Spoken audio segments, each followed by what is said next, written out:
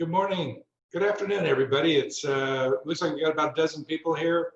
We're going to get started. Any questions before we get into this? You can click on the chat at the bottom of your screen. Raise your hand. Physically raise your hand, or hit the raise your hand button there under the participants icon at the bottom also.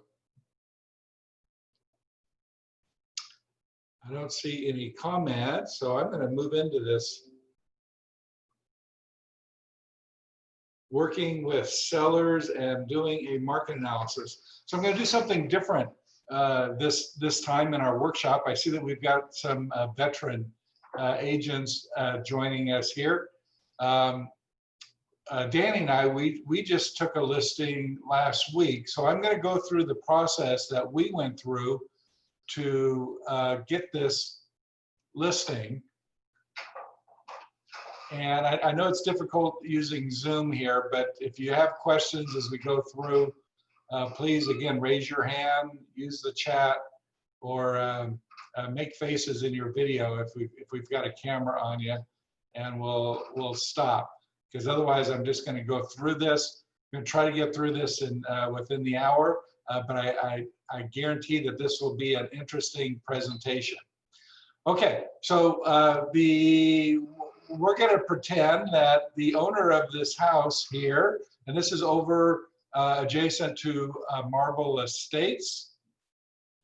Danny's actually using the Google to view the home, which is one of the tricks that we use if we haven't seen the house, and we can still sit at our desk and check out this property. So usually the first thing I'll do is I'll Google a picture of it, and I'll go online to print out the data that's on our MLS Realist to get the stats as far as square footage, bedrooms and baths, and confirm that the owner, who the owner is.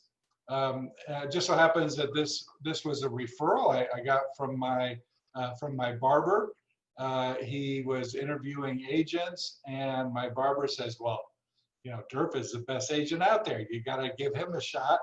And so I gave the owners a call, and the way I work is I explain to the sellers that it's a two-step process. I like to go out and just take a few minutes to walk through the property, show me the features of the home, and then I'll come back a couple of days later after I complete my analysis.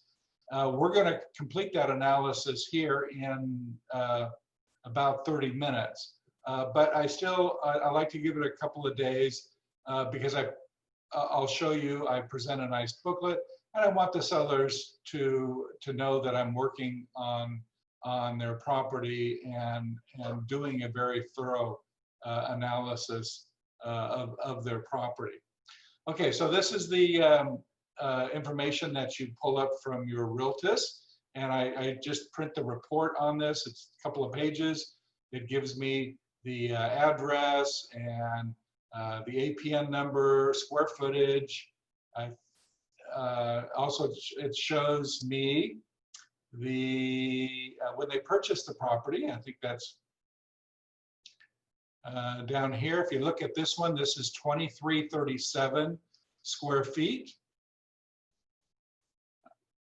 And it shows, the assessor record shows 4 bedrooms, 4 baths. And as you know, the bathrooms on assessor records are any fractional bath is considered a full bath. So this house, for example, has, I think it's 1 full bath, 2 3/4, and a half bath. So assessor record shows that just as 4 baths. The year built on this was 1963. The assessor has an effective year built, and that's if permits were taken out or remodeling. And so they have an effective year of 1973, even though it's 10 years older than that. In this case, the owner remodeled with permits the kitchen and all of the bathrooms. Actually added that a half bath that we'll see.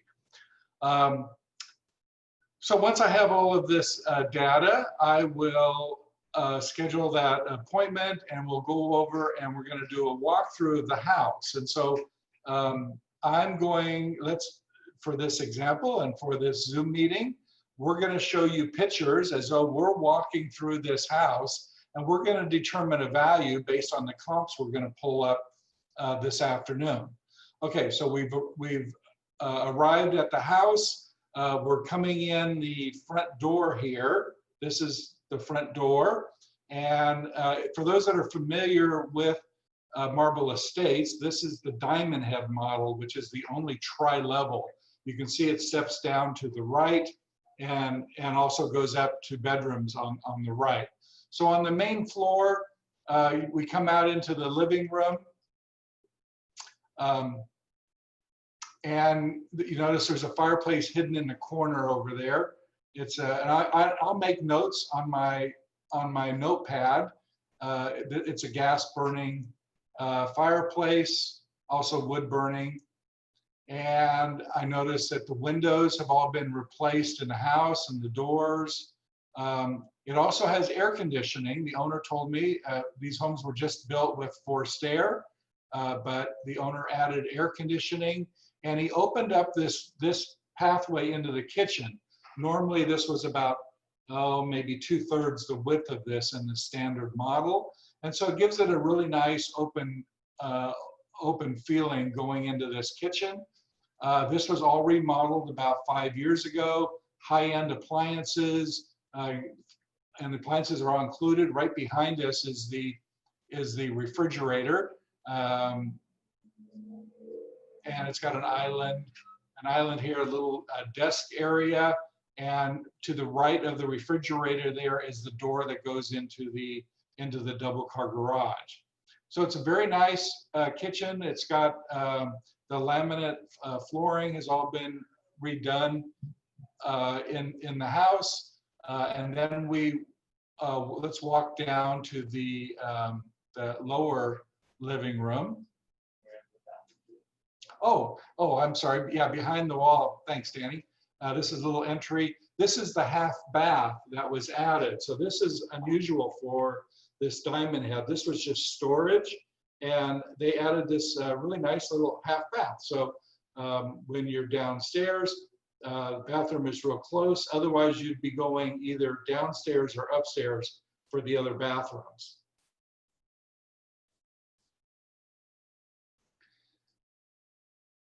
Headed downstairs, this is the second living room. Originally, this was sold as a family room back when we used to be able to call it that. The new owner has put in recessed lights, the cam lights in the ceiling. Again, windows are replaced. In the back of this room is a bar, and the original model actually came with this wet bar here. The current home has new cabinets.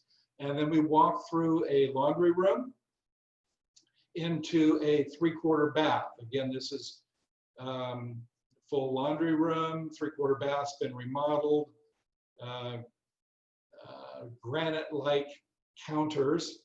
I don't even know what they're actually, if they're composite or what, but they're very nicely done. And then there's a downstairs bedroom. This is great for like a guest quarters or an in-law. In fact, it is currently being used as the owner's mother is residing in this downstairs bedroom. She's got her own shower adjacent to it, and a closet, standard size closet. So let's go upstairs. And this is about as fast as I go through when I'm doing that first walkthrough. I'm just trying to get a lay of the land. I've seen these models before, but this is actually very nice in the way that it's set up. There's 3 bedrooms upstairs. Let's pick one here. We'll go in. They're using this one as an office. This is one of the smaller bedrooms, and they took the doors off of the closet. Again, it's a standard size for the closet. A little bit of storage there to the left of the closet.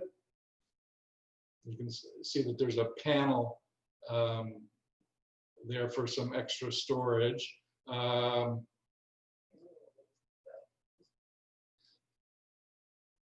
Okay, and we're going to go into second bedroom upstairs. It's about the same size. Note, again, windows have all been redone. They took off of the cottage cheese, the popcorn ceilings that were on this. They left the doors off of this closet also. And finally, the primary bedroom here. Can't call it the master bedroom anymore. It has a couple of closets. It's got one there on the side, and then also off of the primary bathroom that's attached to the primary bedroom. And it's all been remodeled very nicely. It has double sinks. This is the extra closet to the left there. That's a little bigger than, I would say, standard size. So it's got a closet here in the bathroom, and also a small one in the bedroom. But nicely done. A large walk-in shower. They're all new flooring and everything, and carpet is nice in this primary bedroom. Okay, so that's our walkthrough. I typically will take a picture just of the exterior so that I can print that on the booklet that we're going to present to the seller when I meet with them in a couple of days. And just so that you guys know, I'm sure most of you have seen this before, this is the Matterport 3D tour that Robert No, through Stuart Title and his team, will prepare for you for any of your higher priced properties. Okay, so and we didn't really see the backyard here, but if you look on the side, it's got a nice patio in the back, and the owners replaced some of the fencing. So it's a nice shape, better than average and better than most of the homes. Okay, so now I'm going to go back into the office, and we're going to do a search of properties on CRMLS. So again, you gotta yell if you got questions as I go through this. But I do a CMA search. So rather than just look for actives, when you do that search, go under residential CMA. And we're going to go, normally I check everything. For this, we're just going to go, and we're not going to look at the expireds and cancels, but we'll go back 6 months for actives coming soon, closed, single family residence. And this is in area 127, which is that South Torrance area of Marble Estates. I use the MLS areas when I can because it's a little more concise. And then I'll look at the maps just to make sure that the agents have put all of these in the right areas. And you can see that the subject property, Dan, if you can hover over where the subject property is. Oh, we got a marker right there. And if you notice, Danny typed in that address up there on Felbar up in the top right, and that put the red dot. It's actually directly under the blue dot because it was a listing. So that's the property. So this is the first place I go. I'll look at this, and I can see that there's an outlier here on the right. I want to get rid of that. I'll probably get rid of most of those on the left side also, because on the other side of Maple there to the left, those homes don't have as much value as these on the right. I wouldn't have a problem using those if we didn't have a nice selection that were right here in that Marble Estates area. Okay, so Danny is actually using that polygon, thank you, that polygon shape to to isolate those properties. We're just taking ours out of the mix so that we don't show our hand so that you can see what we listed this for. Okay, so here's our properties. We've got 17 of them. I'm going to actually look through. I take the time to look through all of these. And just as an overview, if you look under the status there, that's that third column, you'll see there are 3 actives, looks like 4 under contract, which I consider those same as pending, and another 5 pending. So what is that? 9 pending, 3 actives, and only 5 that have closed in the last 6 months. All right, so then I'm going to go over and look at square footage.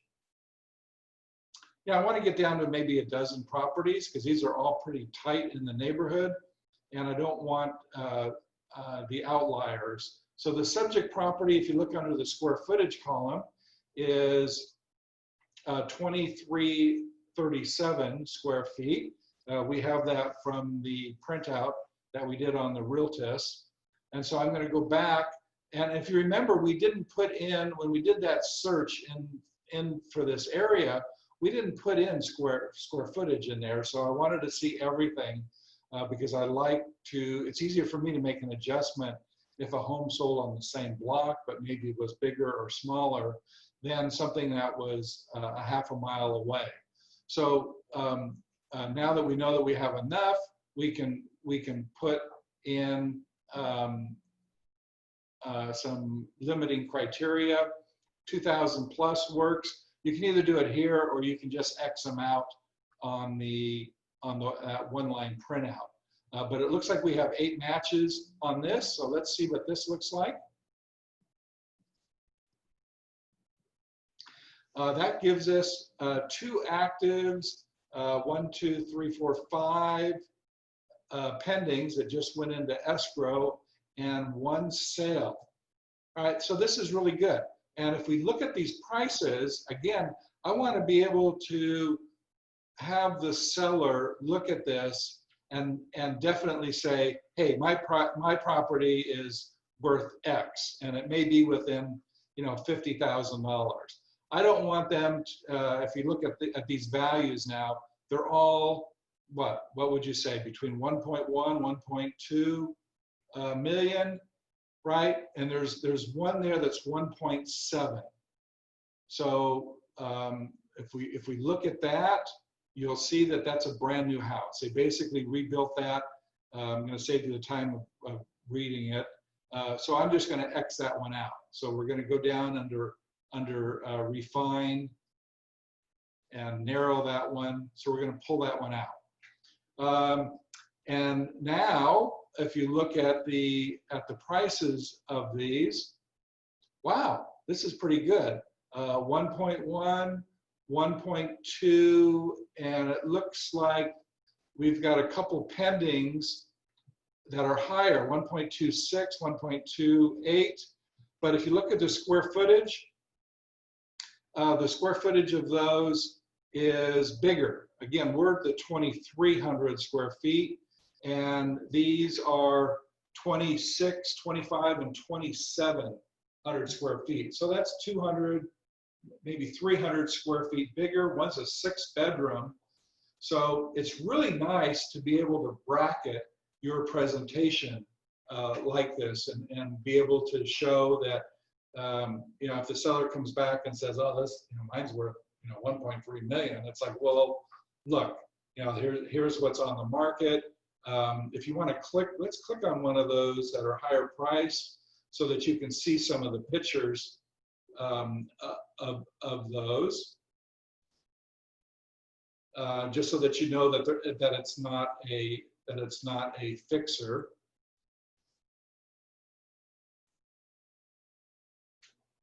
So this is a nice, again, bathrooms are remodeled in this one also. It has a walk-in closet, spa in the backyard, kitchen's been upgraded. So this is a very nice house. So you definitely want to choose properties that are higher, or in your opinion, that are worth more than yours, and some that are less. So this is a very nice house. And again, I would go through each of these and look at them. For this meeting, I'm just going to work off of this one line display so that you get a good feel. So I would say that 1.28 is top of the market. It's a 6-bedroom. It's 2,700 square feet. And then the lower end of the market, that's looks like the lowest one here is at $1,050,000. Let's check out that one that's on Iris. Wow, it's pretty nice. Also, new windows, nice fireplace there in the living room, the way it's set up. It has skylights, it has about the same square footage, nice floors. Does that still got the popcorn ceiling, or? Yeah, so it's got, ceilings haven't been redone in that, but yeah, but it's nice. Older bathrooms. So I would say this is probably the low end. That's the original kitchen, by the way. It's got that tile. It looks nice, but that's how the tile was. I think that's original from the 60s. Looks good. Yeah, appliances also. Yeah, but it looks good. At least the pictures make it look good. Okay, so that's the $1,050,000, and it's pending, and it was on the market for only 7 days. All right, so class, we have these prices between $1,050,000 and let's say $1,280,000. So I think it's obvious that we're somewhere between there. All right, so how many participants do we have here, Danny? We got 20? All right, so I want at least 10 numbers. So in the chat at the bottom, tell me what you think it's worth. Plug in a number. And we're not going to move on until I get at least 10 numbers. So I want to make sure you guys are awake out there. 1.1, 1.25, 1.15,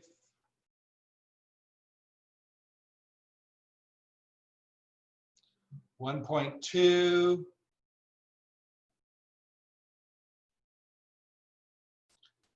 1.3. Oh, we got somebody there that's very optimistic. 1.19. Yeah, Danny's cheating because that's that. All right, I just need a couple more here, guys. Wake up.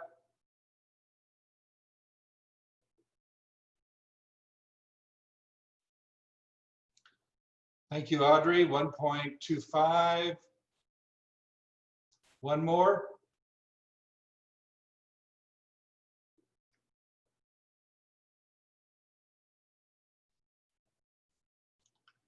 Keith, 1.15. Okay.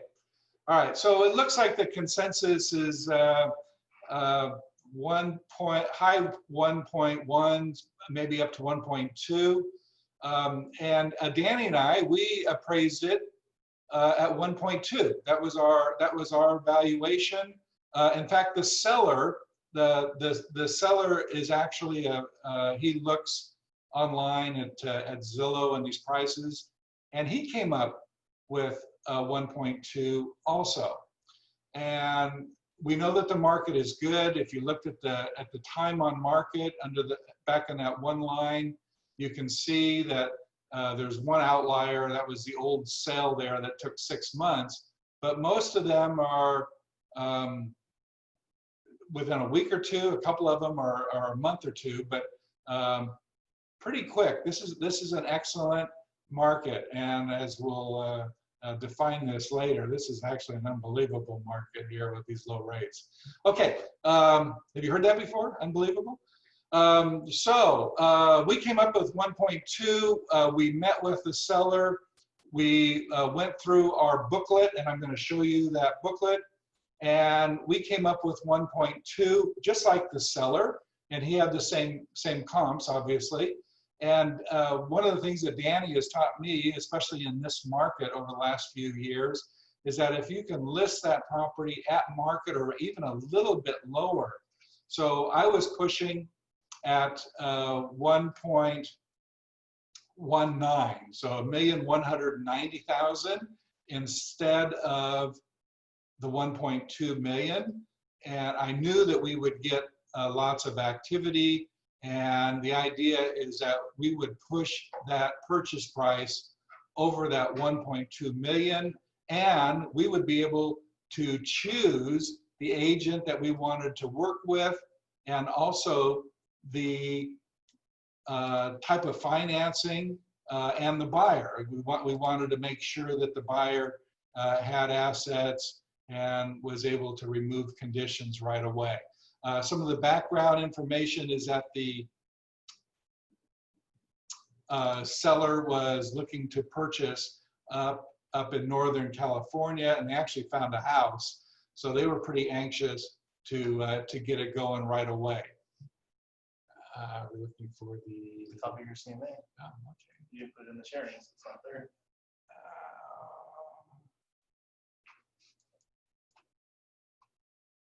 Where do you save it?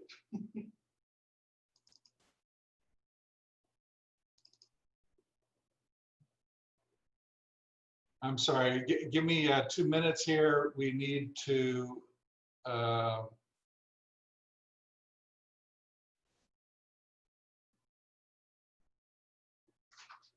pull up this this CMA. Okay, well let's just go back to the CRMLS, and we'll push that CMA button, Danny, and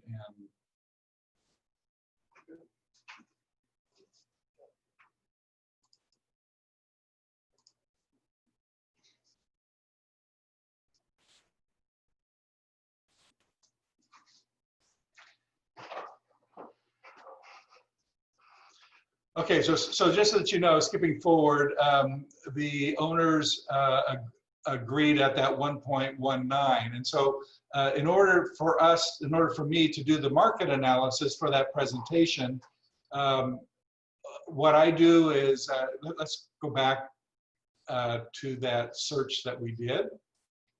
All right, so once you have all of these properties selected, and if you notice here, I've only got 7 selected.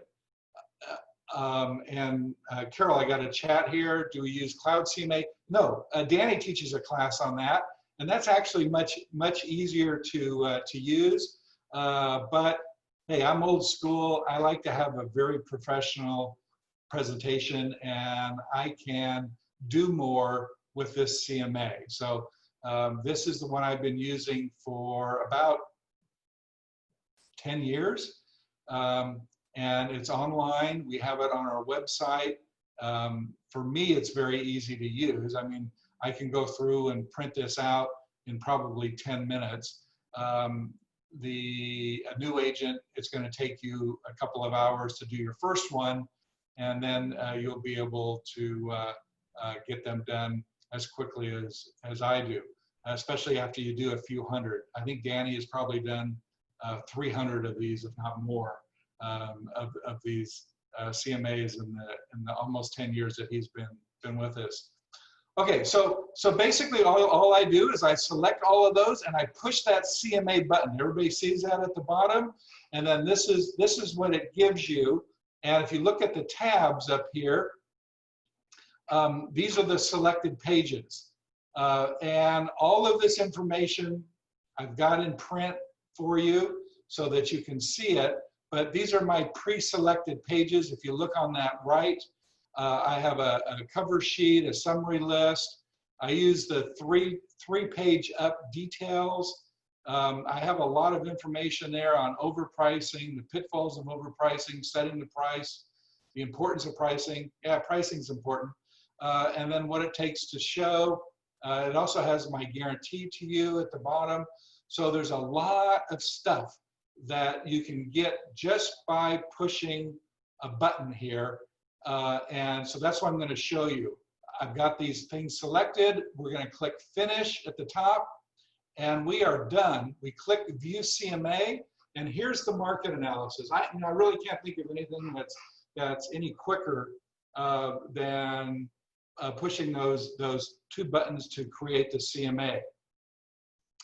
So it gives you the title page here.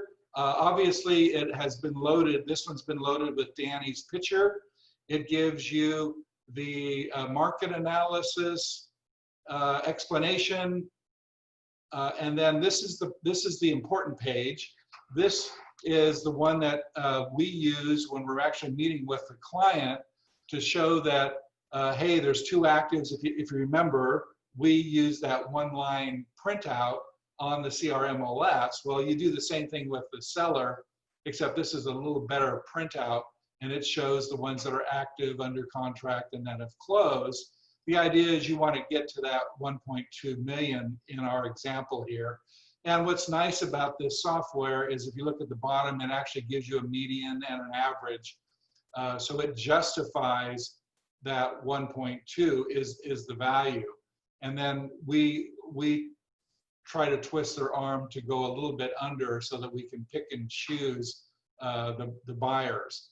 And these are all real tight, real close, just within a few blocks. So this turned out to be a very nice market analysis. If you scroll down, these are the minimums and maximums. We're all between that 1,050,000 and 1,280,000, as you saw.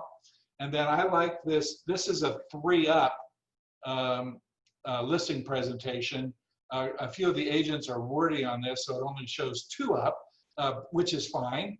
I like the descriptions because you can see that these are remodeled homes here in this Marble Estates tract, and then gives you the details and the actives. And then these are the stats. They put out nice days on market, list price versus sales price. Again, this only had one sold.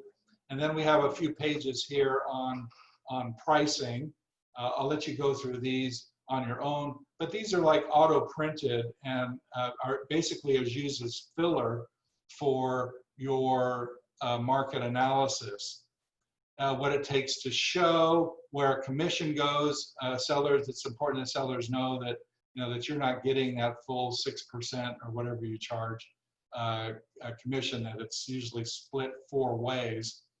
Benefits of using a professional realtor, and then my guarantee to you, and then this is pre-printed, is that this pre-printed guarantee states that I will develop a marketing plan. If I don't act accordingly, you advise me and ask for a revision, or, and then this is what's important here, cancel that listing agreement. So you'll see that this has actually gone mainstream now, although I'm still guessing that maybe only 10% of the agents out there use any type of a satisfaction guarantee. But it is built into your CMA. All right, so basically spending 10 or 15 minutes on the CRMLS and pulling that data and pushing that CMA button, you've got yourself a nice market analysis. But it doesn't have a few things. It doesn't separate you from all the other agents. And so that's where we go to our TRG website, log in under the agent login, and you'll see that we have, I believe there's 11, 12 pages that we have personalized that you can add to this market analysis. If you go down to CMA files here and click on that, you'll see, let's just scroll down here. You'll see that I have a personalized cover sheet. I have a letter to the seller. Number 2. Number 3, the subject property. This is where I upload the picture that I took. Assessor's map. Again, you can pull this fairly easily from that Realist search that you did originally. Yeah, or Robert can provide that. The aerial map. And again, like a few of those, you don't even have to have that aerial map or the assessor's map in there. This is just stuff that's evolved with us over time. The property evaluation. So this is my conclusion. Number 6 here is where I say, hey, the property is worth the $1.2 million in this example. And then I have a net sheet. And this net sheet is, I think it's excellent, especially compared to the CRMLS net sheet, because it's very basic. It basically says, hey, how much are your loans? It auto calculates an escrow fee and title insurance, and it gives them an estimate. So it's a real quick, easy way, and it's easy to explain this to the seller based on what your commissions, what you charge. You have your marketing plan here. All of these, by the way, all of these plans are in a Word doc, so you can personalize this to yourself. Unless your name is Adam Agent, then you can keep it as is. The comparable map, you can use this, or you can just use the one that pops up with the CRMLS. Again, I think I've got 13 pages here, and you really only need maybe 5 or 6. These are ones that I've added. My team, and again, this team that I talk about when I do my workshops with our TRG agents is the team of our preferred vendors. So you've got your termite company, your title company, your escrow company, exchange with Phil Atwan and 1031 exchanges. I've got a CPA, real estate attorney, and I think the photographer that's scheduled, that's listed as that team. And also the commission schedule, that's very important. You got to have a commission schedule because sellers are going to want to know what you charge. Mine ranges from 2% to 5%, but you can put in there whatever you prefer. And lastly, and probably most important, and this is where for a new agent, you need to have your property profile. You need to have your agent profile that personalizes you from the other agents out there. My profile happens to have all real estate stuff because that's all I've done in my adult life. But what I prefer seeing for these agent profiles is stuff that sets you apart from the other agents. Whatever your hobbies are, whatever your interests, your sphere of influence, whatever it is that sets you apart. If you like to cook, if you like to hike, if you like to whatever it is that you do, specify that. If you've got a great picture of you walking the dog or something, add that to it. But that profile should go out on every piece of advertisement that you send out that separates you. Okay, so I have, oh yeah, and then when Danny joined me, we do this internet estimated value, because sellers out there, if they're looking to sell, they're going online and they're putting in their address, and they usually come up with a Zillow estimate, or maybe if whatever their bank is, they may have a bank estimate of value. So we've actually, I think we've got, 6 or 7 different values that we search and we put in for every market analysis that we do. This one happens to be pretty good. This was pretty close when we do units, and actually most of the time it's not this accurate. And the range here is maybe only $50,000, but the range typically is a couple $100,000. And what this does is it opens the eyes of the seller and saying, yeah, these really aren't realistic because they haven't seen the property. They haven't gone through the analysis that we have and that we're going through with the seller in these specific properties in their neighborhood. But this one was actually pretty good for this Marble Estates home. But it came up to the same value as realist value on our CRMLS. Okay, so you then print out the pages that are on the CRMLS. Remember, we had all of those pages with the 3 up. Here we go. So I think there's 22 pages here. So we print all of those. Obviously, you want a nice color printer, and I use a little heavier paper than standard. And then I print up the 12 sheets that are those personalized sheets, and I run them with the header and footer. So what I do, and I'll be glad to counsel any of you personally, Danny or I, if you want to do this, you'll need to print out those 12 pages, and then you print out 12 pages of stationery so that they match. And then this is the order. This is a page that's also online on our website of the order that we put these pages in for the presentation. All the PDF. Yeah, and they're all in a PDF These are all format. Okay, so what we're going to get to is we're going to bind this booklet, and we're going to present this booklet. So if you go to our website, again, the TRG website, you'll see one at the very top that's been put together here. If you look, it says copy of DERF CMA, and this is the finished copy. So this is not one that you edit or anything. This is just an example from 10 years ago that we do, so that you can see the finished property, and then the finished presentation. So this is how I present. I start with my summary, and I give them the value right up front and says, hey, as of today, your house is worth $350,000.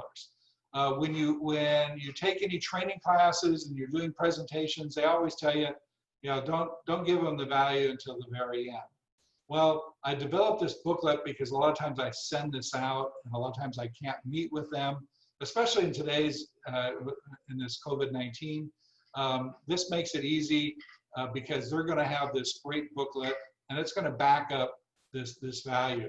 And so I treat this more like a formal appraisal. If you notice, if you've looked at a lot of appraisals, they always start with the value, and then they justify that price. And so that's how I set mine up.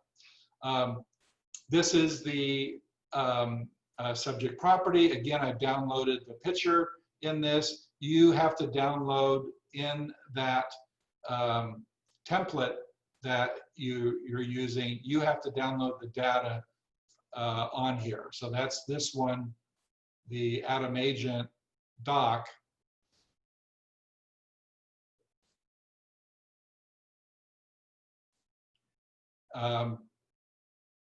That's all right, Danny. We'll just look at the finished product.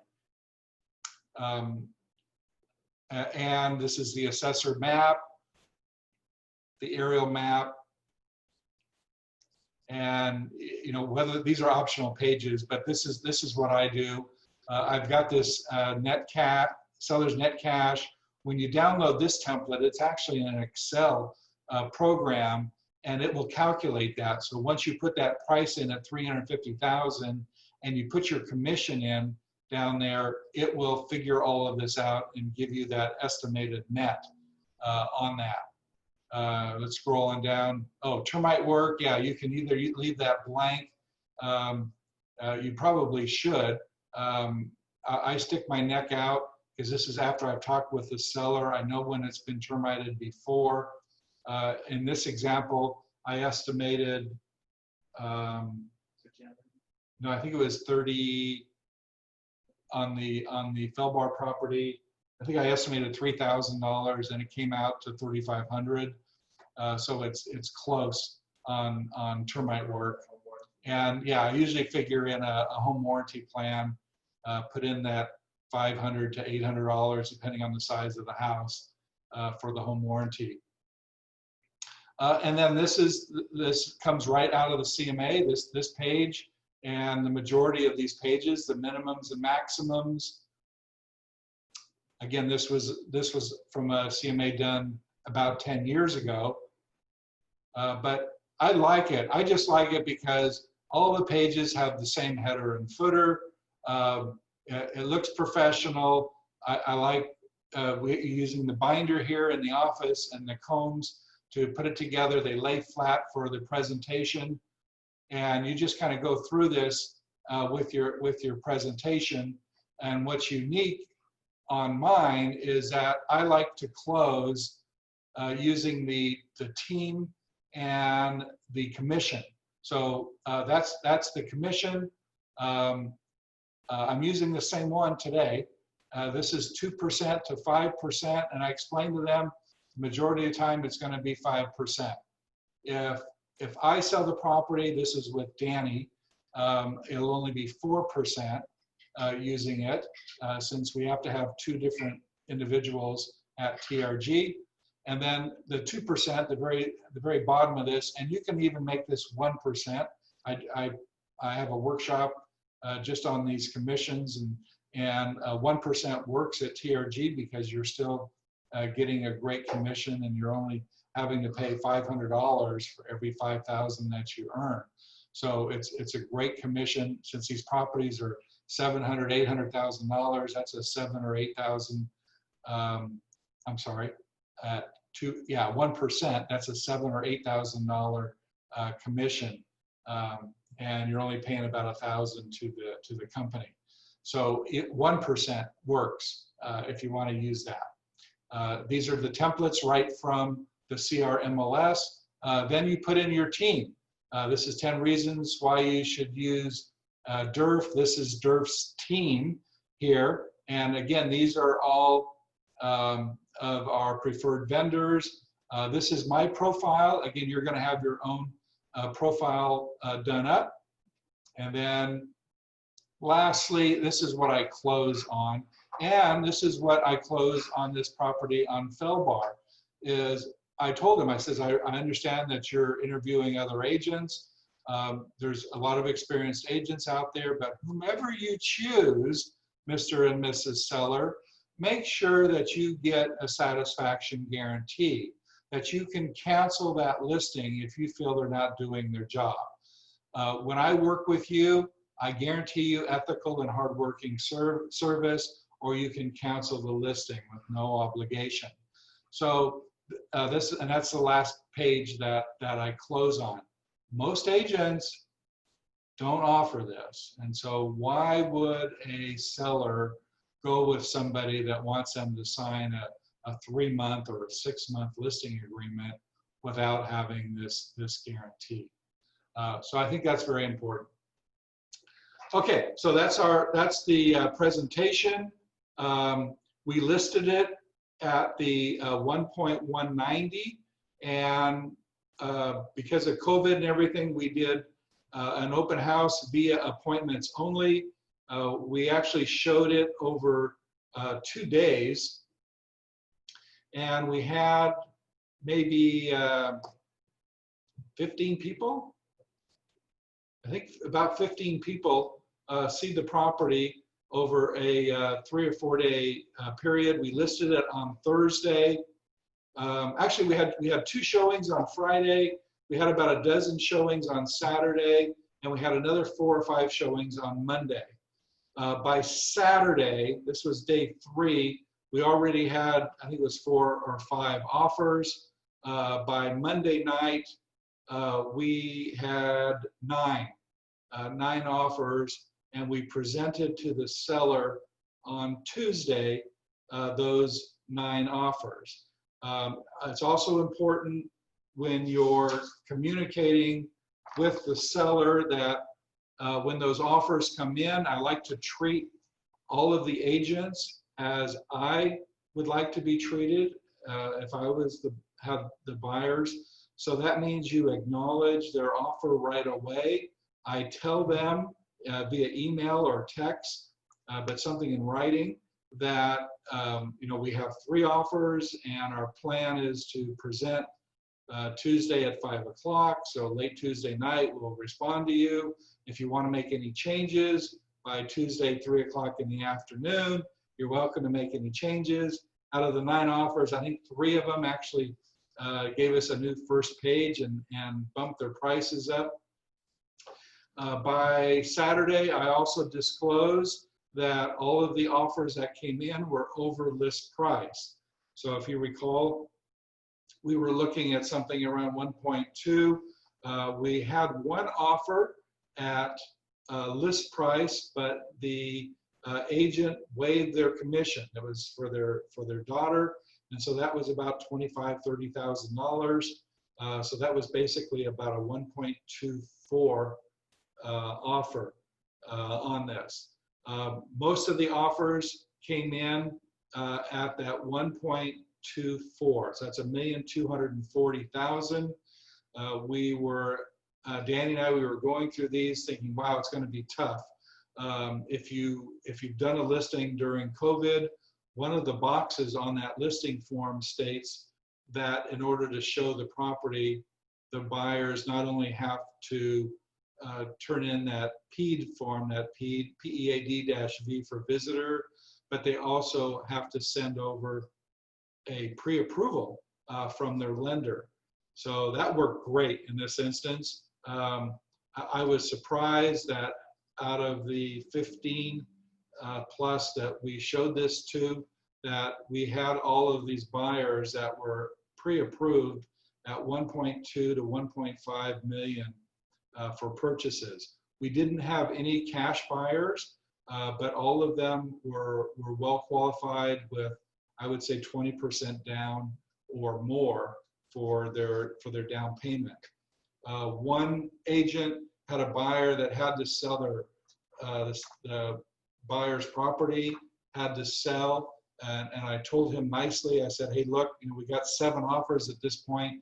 The sellers are not considering a contingent offer. And you can do that when you have a property that's priced right and you're going to get multiple offers. You don't want to get these properties lined up like dominoes, because most of the time with the agents here at TRG, when they get stuck into that, they don't close and it doesn't work. I'd say in the vast majority of cases when they have these contingent offers. So be careful of that. Do a better job on your market analysis and getting it priced right. So we had these offers, $1,240,000, and then on the last day, again, we don't disclose any prices or any of the terms, other than I would send an email to the 9 agents. By Saturday, there were only 7 offers, and we were, again, Saturday, and we were presenting on Tuesday. So on a daily basis, I would send an email to everyone that had an offer in, and reminded them that we're looking to present on Tuesday evening. And I tell them that we do not counter all of the offers. We will accept or counter only the best offer that is received and that the seller feels is the best. So we give those buyers agents the opportunity to up their offer. I don't counter best and final on such and such date, because we already have that date set, and I'm in communication daily with all of these agents so that they know that now there are 5 offers, now there's 7 offers, and on the last day they now know that there are 9 offers and that they're all over list price, so that there's no surprise. I wish I could sell it 9 times, but we had to take 1 offer. Bottom line on this, most of the offers, like I mentioned, were in that $1,240,000 price range, plus or minus about $10,000. And then on the last day, we got a brand new offer, and we got one of the previous offers that were up to over 1.3. So I can't disclose the actual price because we just went into escrow yesterday on this. But we have 2 buyers at 1.3. We chose one of them because of their qualifications. They had $1 million in assets in the bank, liquid assets, and we countered to remove all conditions. I believe it was like 10 or 12 days to have everything removed. They came in without an appraisal contingency. Both of those high offers. So not only are we happy, but you can imagine the sellers.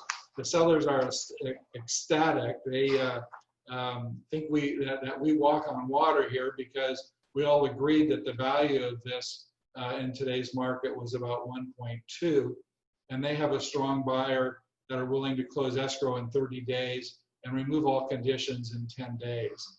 And basically, we have a backup at a similar price. So, guys, nothing to it. You gotta have a nice presentation, and when you have a market like this with prices going up, even if you overprice the property, you will get offers, but you won't be able to pick and choose the type of buyer and the agent. These are both experienced agents that we're dealing with. We didn't have any offers from TRG agents. These were all outside brokers. I always like to tell the other agents that also, because I know when I'm on the buying side and I hear about these prices, I'm thinking, oh, maybe those prices got disclosed to a fellow agent that was within the company or their own buyers. So I always disclose that, hey, this is not one of our buyers from me, nor from our company. And that's how I like to be that's how I like to be treated when I'm representing the buyer. On Tuesday night, after we accepted that one offer, we just had minor changes. As we chose services on that counter offer. The buyer's agent was really excited. She got it signed and got it back to me that night. I sent out page 10 to the other 8 offices, to their email addresses, showing that offer was presented and rejected. And I sent each of them, I copied the same note to all 8, explaining, we had multiple offers. I told them that it sold for over 1.3 because these agents, as you know, if you've been representing the buyers, they're calling me on a daily basis. What can I do? My buyer really wants it. If it's going to be a couple $1,000. So I think a lot of them were relieved that the actual buyer was considerably more money. Communicate is number one. Treat those buyers agents well, like you want to be treated when you have those buyers agents. A couple other notes, and then I'll go into some questions here. About half of the offers, so 4 out of the 9, had nice letters about the buyers. My seller was impressed with those, but he was more impressed with the dollar amounts. And as you know, if you're a veteran agent, we've all had sellers take less money and be able to choose the buyer that they wanted. But all of these buyers were all young families wanting this big house. So it was nice to see those letters. One thing that we picked up on this, and for those that are still with us, if you're looking for new business out there, if I was out there beating the pavement, I would be in that track advertising this sale. That we have 15 pre-approved buyers for a Marble Estates home that are 1.2 to 1.5 that are approved for 1.2 to 1.5 million. So homeowners don't know the value from this latest bump that we've had because of these interest rates. So anytime there's a sale, and it's not just Marble Estates, but any sale and any TRG listing, that has bumped up over the norm in that neighborhood. That's great news for the homeowners. And so that's one thing that you can hand out flyers. Depending on how aggressive you are and your feelings on this COVID, keep your social distancing, but you can still knock on doors and give that information out. Robert No also has phone numbers for different areas that have been screened, so that there are phone numbers. And then the other option when you're in a rising market like this is to do those expired listings. If there was a listing, let's say in that Marble Estates area that expired a year or 2 years ago, I would go back. I wouldn't go back just a few months. I would go back a year or two, because these people probably are not hounded as much as the new expired listings. But if you can go back a couple of years and check out these expired listings and let them know that you've got a dozen buyers in this price range, they probably had their house listed at under $1 million at the time, and now they could probably get 1.2 or more for that property. So in that rising market, those are good ways to get quicker leads. Okay, thank you. Other show you comments, what questions, anybody? Okay, guys, I'm here in the office. Any questions, give me a ring, email, text, or a phone call. I still take phone calls. All right, make it a great day. Thank you, guys.